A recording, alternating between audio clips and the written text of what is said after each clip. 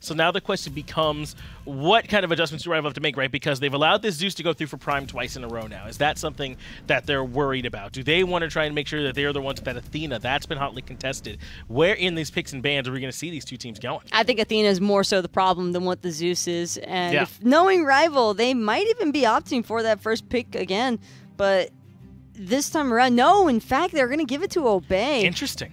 And I'm almost curious if Obey are going to choose to try and ban away the Erlang this time or not. Right, that would be a good idea too, right? Ban away that Erlang Shen. They should have a chance to grab the Athena for themselves if they feel like that is the most contested pick here among this set, even though initially they are going to turn their eyes towards the Naja ban. They've been doing some Twig, or not Twig, but iceicebaby related bans in their first ban phase. Not this time. They've been banning out the Odin. They're going to take Naja Churn off the board. Baron Opwash, the same bans from RivaL. Now's the question, Obey, where are they going to turn? Athena available for them, Serket, Freya, a lot of picks to have, but no kidding there. It's got to go to iRaffer. Take the Athena away from Kalas. That's what Obey want. I'm a little bit shocked that RivaL are more concerned about Prime having Opwash than letting iRaffer take the Athena again, or Obey as a whole, honestly, because that's a huge win, not just for iRaffer, but for Obey in general, to get the Athena. And I almost feel like the Opwash isn't really a necessity ban at the start. I feel like you could not limit yourself that heavily, but maybe the reason why is because they're planning on taking this Odin in the first place. Yeah, the Odin has been getting banned away from them, and obviously the Odin Zeus combo, Zodin as I called them, makes a ton of sense, right? You circle an area on the map and say, you all have to stay here. Also, there's a lightning storm in it, and you don't want to be there. So that's what's going to be happening there for RivaL to try and cause some problems. But look at this Bastet coming out early on from Obey. We do not see a lot of this pick. It feels like a Scream special over on the NA side of things. What is Twig going to be doing with this? He can't be building tanky, right? We need damage from Bastet. The whole goal here is to just pounce on top of PrettyPriMe, or excuse me, I'm so used to seeing Prime on the Zeus. You're right, it says Prime on there, doesn't it? My brain just defaults it to Prime automatically. Me too. That's going to be Wlfy on the Zeus, you know. I wouldn't even have questioned you. I would be like, yeah, that's going to Prime. Yeah, that seems reasonable, yeah. You know, he's been playing it the entire split, so why not? But getting back on track, though, Sure. I think the general concept here for Obey is that give the Athena ultimate onto Twig while he's going in with the Bastet. That way he gets the damage mitigation factors going and can commit to the Zeus a little bit better there, because even if the Odin tries to jump on top of him and looks to collapse at the ring, Zeus should ideally be dead by that period, and then that should allow for the pounce back return. Right. One of the more unique features about Bastet is that she can engage and disengage so freely, and there's not a lot of heavy CC from RivaL to really interrupt with that either. Just a decent bit of slows. Right. Right now, it's not a ton of hard CC that can try and slow them down. Odin kind of has to make up for the fact he doesn't have a ton of that with the cage, but Bastet can get right out of it. And the Nox coming out. Very interesting so far here from Obey. So I've got to imagine that this Nox is going to be going into the middle lane. They've got the Kuzenbo to try and reflect a ton of that damage coming out from the Zeus as well. So a lot at their disposal. Let me know in chat which one of these drafts has kind of won you over. Make sure you vote in that mixer poll. But Taco, I mean, this is a lot of picks we don't get to see. Kuzenbo, Bastet, and Nox. Obey, in one of the most important sets just of the split in general, are trusting these picks. I trust Obey here. Wow. With this, you shall obey, huh? It is so much crowd control. Looking at their it composition, is a lot. You can't do much, can you? Me. Like, I hurt looking at this comp from Obey, because I just have to wonder for RivaL, how on earth are they going to maneuver throughout these jungle engagements? At a certain point, they're going to have to try and fight with Obey. Somebody's going to go down, and I have a very heavy feeling that it might end up being RivaL. I like the health selection at the end here. It might seem a little bit out of place, but the cleanse is what I'm really keeping an eye out for. Obey were very wise in choosing to ban away the Geb in the 3rd and 4th, so they wouldn't have to worry about a direct counter for the Nox Kuzen, but I do feel as though the health cleanse might not be enough by itself. Yeah, it is strong, but instead of like getting enough control to try and limit Obey, they felt like they were just going, well, maybe we'll just try and get away from their control and stop them with damage. I just don't know that they have enough. A lot is going to be on this Odin, I think, to get more than just the cage in terms of impact, because Kuzenbo's okay with standing in it and reflecting, right? The Bastet's just going to jump out. Even Jing can leave. They're going to need a ton of value on this one, Taco. Real quick, though, if you got to pick one of these two teams, who's getting this Game 3 win? I'd have to give it to Obey. Obey. Well, that's where we're leaning here on the desk. Let's go ahead and get it over to the caster so that we can figure out where we're going with this game. Who knows where we're going outside of a victory?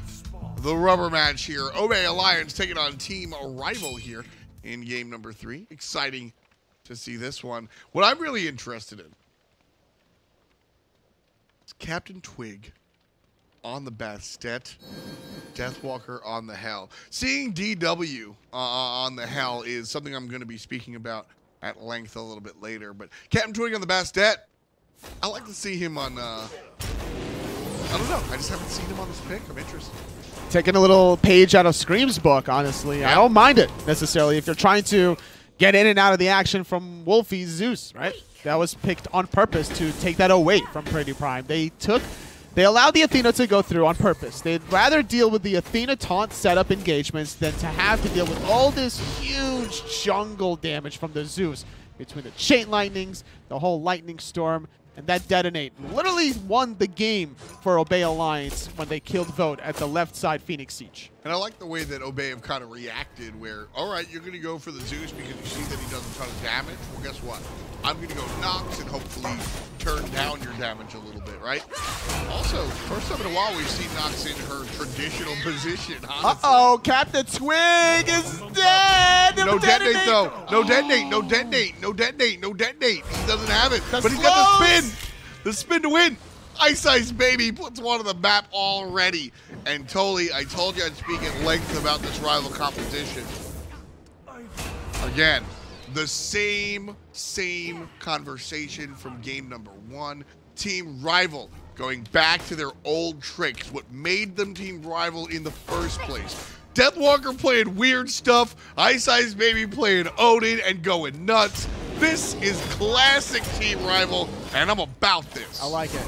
I also like the fact that Callus is using his just body to be able to body block iRaffer in general from dashing on out of there. iRaffer is going to be the victim. Rough stuff already from Obey Alliance. Yeah, Vote again. Giving the Artemis an early kill. Probably not the best of maneuvers. But he's going to look kind of good over there. Xaliea on the Kuzenbo. This is a good look against the Zeus, right? Anytime you're able to anticipate damage, he can turn on the shell spikes and kind of dissuade Wlfy from really doubling down and hitting the detonate button. That's one way to go about it, honestly, whether it's going to be the kitties, whether it's going to be also the reflect damage. I like this idea that Obey Alliance have to deal with this Zeus, but the fact of the matter is they're already behind 2 kills. This is not the way they want to start whatsoever. Here comes the bird bomb. Xaliea is going to use a lot, or take a lot of damage here. The mobility from Deathwalker with the heal, the blink, the slow, but you don't want to get sumo slammed under that tier 2 tower. Exactly. RivaL have to pay a little bit of attention there, and they're able to go ahead and get what they wanted anyway. The invade is successful. iceicebaby still very unrelenting in the pressure, just invading back camps for something that he's known to do consistently. Time in and time out. Sumo slam onto Deathwalker. Doesn't really have much mana to play with, but should be okay to survive for the meantime. So right now, Team RivaL with a nice early lead. iceicebaby looking for the push right here. He's got 1-0-1. He's a level above the enemy jungler. So on the Odin pick, this is what he's looking for. He's just looking to be over-aggressive, and I like that look. But I also am looking directly at his build here. Are we going to see the Transcendence Odin? I would love to see it. It's got to be Transcendence because it's definitely not going to be that hi-rez of Mets. So 10% cooldown reduction, a lot of physical power, nothing to scoff at. I like the bird bomb combination for all the scaling as well. Deathwalker in a little bit of trouble, but it's all a bait. Level 5 iceicebaby with the cage. Oh, he misses the jump. Doesn't matter. He doesn't get the passive stack. So close. So close. Wlfy going to take a little bit of damage onto PrettyPriMe. So his RivaL is starting off this game with a bang in game number 3 already. And then some. 3 kills, 2 of them onto iceicebaby, 1 for Vote. Things are looking all Millhouse. Yeah, that's a scary part there for Obey Alliance, is that when you're able to get the Odin off to a good start, he's just going to keep pushing this lead. He's going to keep being aggressive. RivaL here. Look, even over here on the left lane, they were thinking about being surprising and then going ahead and following suit and just heading back to base. Still nothing really for Obey to do except get their own kind of just left side mid harpies. They have to play a little bit more just reactionary. See what RivaL are doing and look for the counter engage. That's what CaptainTwig is thinking about doing, but iceicebaby right behind him. Here comes the bird bomb. Blue buff stripped away. Not going to find the slow, unfortunately, but still chunking CaptainTwig is going to force him to back. Yeah, half HP already just with one bird bomb. Let me clarify. I misspoke. I was talking about the old Odin passive. He's gone through so many iterations. Oh, yeah. Really, man. What a character. You remember once upon a time, physical power? Yeah. His passive used to be extended vision range. Oh. I'm going all the way back. Oh, that's baby. Eagle's vision right there for you. Callus is going to find a 2-player knockup, but he's the one that has to retreat. Both doing a good job with iCeicebaby, zoning out Ataraxia for the follow-up, but it's Twig alongside iRaffer for the kill. Meanwhile, Vo's going to take down the jungler. iRaffer on the run. iCeicebaby choosing to turn around as PrettyPriMe has shown his face, and he's looking at Wlfy. The ring comes down, and damage is going to go out onto the mid laner. Wlfy with the last hit. And Zeus gets the kill. Now, the enemy jungle, Ataraxia a little bit too fast for iCeicebaby there. Despite his speed boots, Iceice couldn't catch up to the Hunter. It's 5-1, Team RivaL up, 1,000 gold and then some. A 2-for-1 at the end of that little skirmish, and no Phantom to speak about means that iCeicebaby's rotations are way more impactful no matter what lane he goes to. Ataraxia is forced to use his ultimate to jump out, and only CaptainTwig with the pounce can actually get out of it safely. Here we see CaptainTwig with the pounce, jumping on iCeicebaby. Doesn't want to take the fight. No ring available. And honestly, iCeice just doesn't have the teamwork, right? His team isn't there near him to really take that fight. Odin's very interesting. His ganks are really exciting, but when it comes down to just fight me one-on-one, it's kind of problematic. Because you're not, you have all the burst in your jump and in your run and your Raven shield, but you just don't have that ability to sort of extended fight. Whereas if you get the cats dropped on you with the dots and the scratchies, all of a sudden you're in a bad spot. So even though CaptainTwig was down a level from iCeice, I think iCeice makes the correct choice in running away because he probably loses that fight. There is definitely some kill potential on both sides. It's a little bit of a waiting game on both of them. You can pounce the bird bomb, you can bird bomb the pounce depending on the situation. iCeicebaby is going to jump in, gets taunted in silence and rooted, taken out by iRaffer. Callus couldn't really save his jungler in that one. Too ambitious. Yeah, a little bit rough there. Team RivaL taking it. Maybe letting it slip here. Now, in iCeicebaby's defense, mentally, when you see the Bastet pounce, when you bird bomb jump the Bastet, you're thinking she's going to pounce back to avoid all that damage. But he only did his normal jump. He didn't really use the Raven shield bird bomb jump. Ataraxia forced the ulti away from the Caledonian boar. Good timing there. And as a result of not using the pounce back, iCeicebaby just walks into all the CC in the world. Taunt, silence, root, no possible escape for this Odin.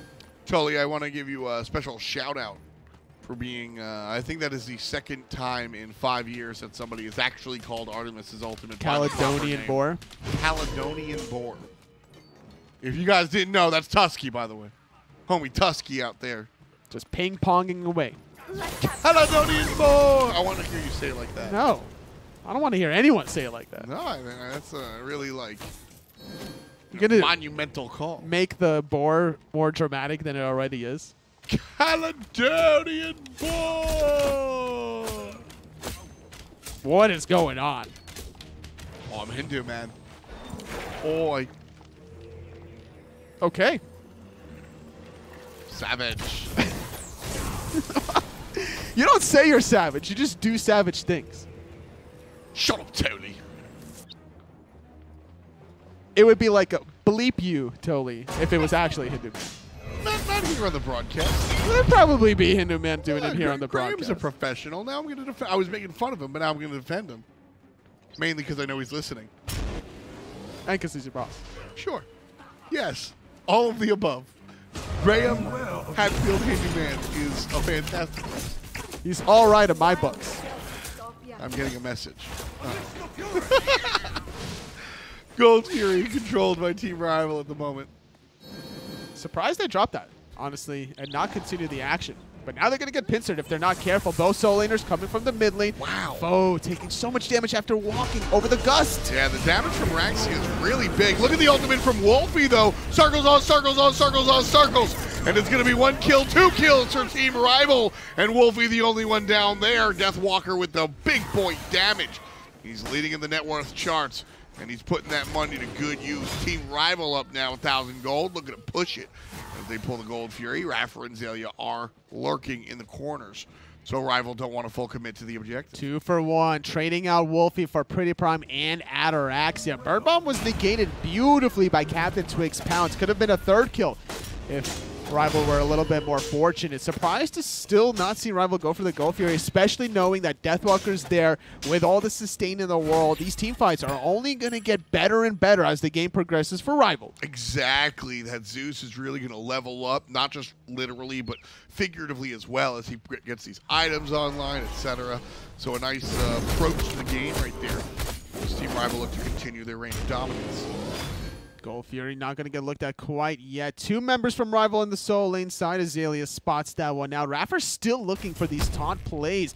It's not the same big burst damage that you would expect as game number 2. PrettyPriMe now playing the Nox instead of the Zeus. It was a good little change up from RivaL, switching that up. But as long as there's no CC immunity, that root after the taunt is going to allow Ataraxia to even start chunking away, especially if he goes for some critical strike in his build. What he's got to look for. Do you think we're going to go crit? Seeing the hell? Yeah, I see some crit. Wlfy in a lot of trouble in the mid lane, forced to use the beat. Scratches comes through. No detonate available. Oh my goodness. CaptainTwig making it happen. Meanwhile, Deathwalker and iCeice trying to chase him down, and they will. The cat in the kennel. And Deathwalker, Cruella DeVille. Team RivaL with 8 kills in total. We're 12 minutes in, and RivaL just pushing it to the limit. Are you using a 101 Dalmatians reference to the cat? Yeah. Did she have cats and kennels? I thought it was only dogs. When it rains, it pours, and it's raining cats and dogs right now, homie. I don't know about that one. I have to check your facts on that one. All right, you know what? Next time I'll make an Aristocats reference. There you go. That would be better. Yeah, that would be. Would that make you happier? That would definitely make But I guarantee you there's at least 1 cat in 101 Dalmatians. 101 Dalmatians and 1 cat. That's the full name of the movie, actually. I would take that bet. Would you take that I'd bet? probably take that bet. I'll bet you 500 gems. iCeicebaby. He's got none. iRaffer with the last hit. Big damage coming out from PrettyPriMe right there. I love to see Hell on top of the player damage, by the way. Players like to look at her as like strictly a healer. Here we see Deathwalker going to the Book of Thoth build. Just straight up power, right? Oh, yeah. Tank boots, sure. But normally when we see solo Hell, it's boots into Breastplate of Valor and it's tank. I maintain that Hell is better built with power. Not only because she's able to heal a little bit more efficiently, one for the money, as Obey Alliance pick up a boat by themselves, but also because she's very, very, very powerful. And people undervalue her offensive prowess. And by building power and the little mask over there, DW is going to be problematic for Obey Alliance, not just in the way that he will keep his teammates alive, but expect a stupid amount of damage from the mage as well. It's not that players are sleeping on Hell's damage whatsoever, because everyone knows how much Hell damage. Like, very true. People remember Paul at the very beginning of Season 5's ranked, in Season 4 ranked, but it's more about the safety value that you get from Hell, built a little bit more resilient, because it's all about persevering through team fights for not only yourself, but for your teammates. And the more heals you get off, the better off your team is. And RivaL feeling very frisky, starting up this Gold Fury. Yeah, this is a tie game. This is a big play coming out from RivaL. That's that Hell damage. Set up beautifully by the stun from Callus. Again, Callus just really always one of the more impressive supports over here. That definitely surprised Ataraxia. He used the beads when it was already too late at that point. Once the stun occurred, there was no time to go into the airstrike. 10%. Gold Fury going to be leashed up. Now picked up again. 50%. Teetering in between there and a quarter. Ultimate coming down from Wlfy. And iRaffer going to be pushed all the way down. Vote is the Gravekeeper. Team RivaL going to be answered, though, as CaptainTwig takes down Wlfy in and out. Jump! Oh, he misses! iCeicebaby misses, blinks forward, cleans up the kill, and now Xaliea surrounded by RivaL jerseys. DW with the heals, but can he find the damage? Is a different story. PrettyPrime's going to get rooted into place. Ataraxia respawning from the grave with that passive is here. Xaliea finally falling. What a bloodbath. Giving up Wlfy, getting iRaffer, Twig, and Xaliea in response. And that miss was on purpose. Hold that thought, though. Ataraxia is here with iRaffer. A nice triple ton up and down on top of Ataraxia. Back to the cage for the bird. PrettyPrime going to take down Collis here. The trap right onto PrettyPrime. He walks into Vote's trap. And Vote set it up earlier, and down he'll go. Planning phase, folks. Team RivaL with a 2,000 gold lead. Keep in mind, when they started pulling this Gold Fury, it was tied up. 2,000 gold in that last exchange. There's two things I want to talk about that iCeicebaby did. Number one, he actually thought the juke back would have happened, which is why he jumped short instead of long. Number two was, funny enough, after the jump, because he didn't do damage, and because the silence doesn't do damage from Nox, he beats the silence, able to still blink to get the spin and the hit to get the kill onto CaptainTwig. Yeah, that was really, really effective from iCeicebaby, and very technical as well. Iceice had separated himself from Team RivaL, kind of being that hard carry, and you see that. But again, the return to the team play for RivaL is so much more important, impressive, imperative to win the game. This is the gameplay that Team RivaL need to employ if they want to be competitive in the fall split and beyond, with HRX looming on the horizon. RivaL just trading out objectives left for right. Some of the kitties actually just kind of walking. Oh wait, that wasn't kitties. That was leashed by something else. It was the Nene out of Xaliea. Is that all? Pulling that fire giant. But trading out objectives, Callums goes into the backline, pulling out two. Great stun. All the damage out of Wlfy. 2 clean picks. Tier 1 tower gets demolished. Jumping into Ataraxia with the airstrike. They're safe. Oh my goodness. Team or RivaL. Are they? Team RivaL. This. Oh, no, they're not forward. The blow up. PrettyPrime looking pretty ugly right there as the jungle Odin maintains control. 17 minutes in, and Team RivaL are looking for the Phoenix. They are loose and limber like they spent all week in hot yoga. Oh, absolutely. Xaliea with a watery grave trying to keep his middle Phoenix up and alive. Distracting, sumo slamming right away. RivaL without fire giant, 17.5 minutes, gets the middle Phoenix. Listen, folks, this is just fun Smite to watch. RivaL created a fan base. These guys, if you're newer to Season 5, there is a story that I do not have time to explain. But these guys came from nowhere, worked their way up, and earned every single fan they have.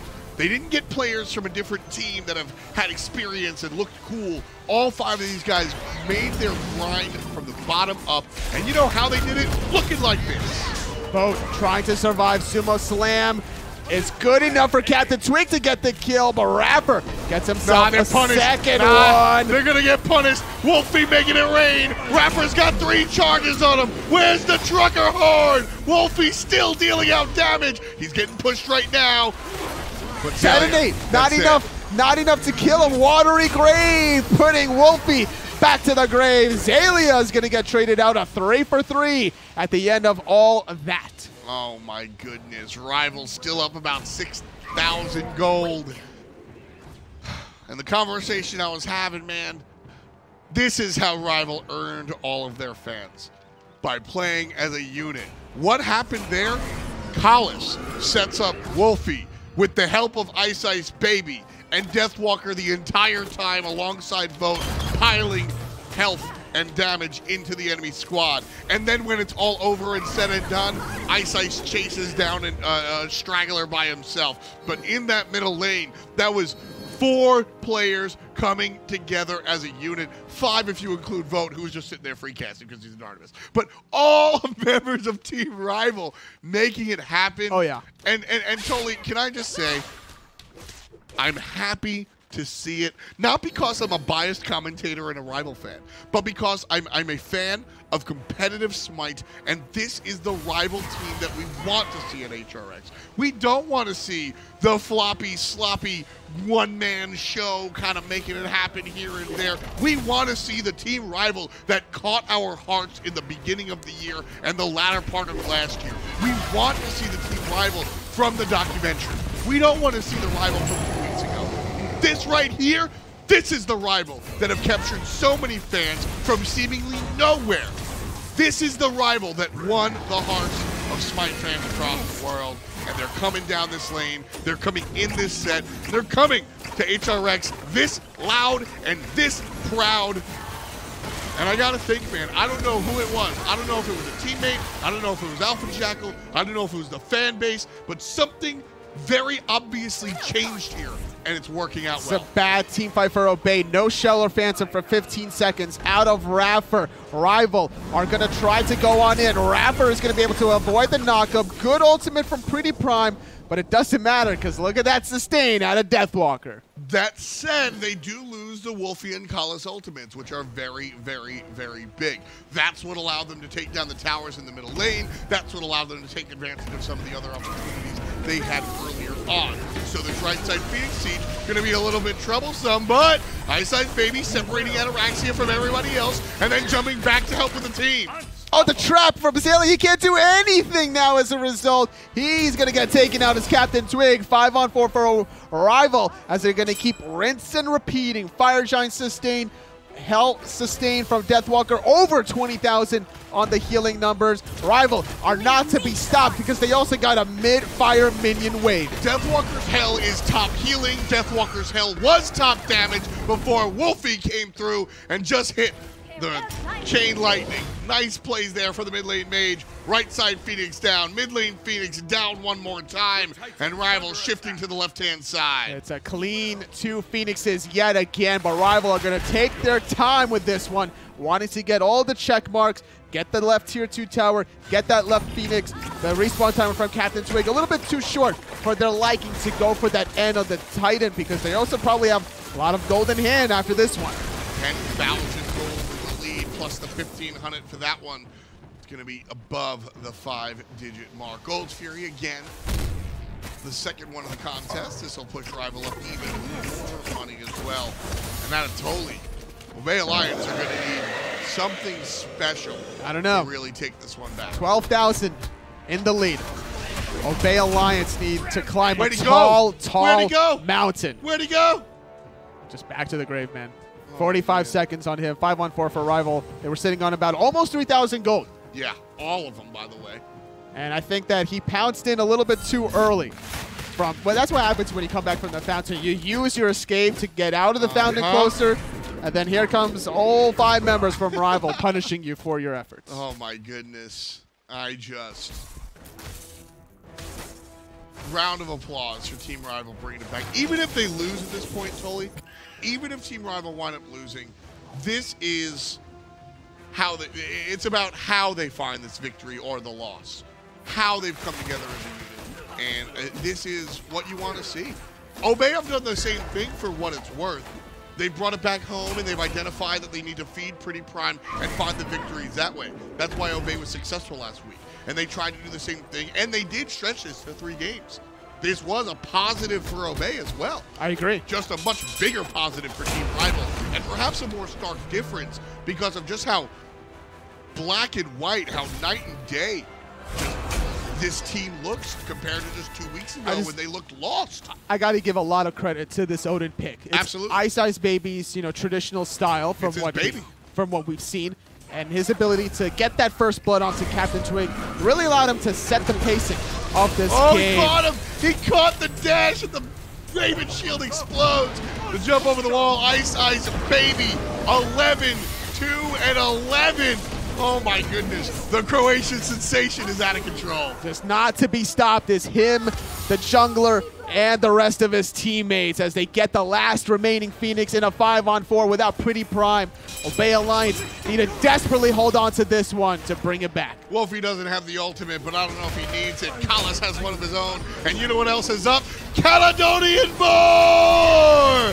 Don't let Tusky go! Damage going on to CaptainTwig, and Wlfy pulls the trucker horn, cutting down the jungler. Team RivaL walking in, baby, and it's all about the Titans. 25 minutes in, they're still going and looking for a couple more kills before going into this Titan room. But with all these fire minions and iRaffer, that RivaL are finally confirming their set victory.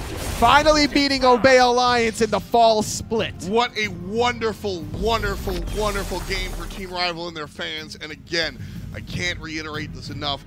I don't care who they beat here. I don't care how big the lead was. The biggest take home is how Team RivaL did it. This is back to basics for RivaL, and this is what they're supposed to look like. Oh yeah, the Odin pick for iCeicebaby playing lights out. I like the addition of stripping the Zeus away from PrettyPrime's hands, allowing Wlfy to show what he's capable of, and then just on top of the help for Deathwalker, really mixing things up. RivaL throwing a big curveball at Obey. iCeicebaby on the surface seems like the go-to selection for the most valuable player, but again, RivaL is their most exciting in games like this when they're doing it as a unit.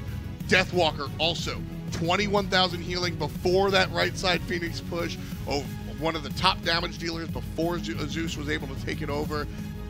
I don't know. RivaL doing it as a unit. That's exciting. Fitch, break it down. I'll be happy to, Tom and Tolly. Thanks one more time.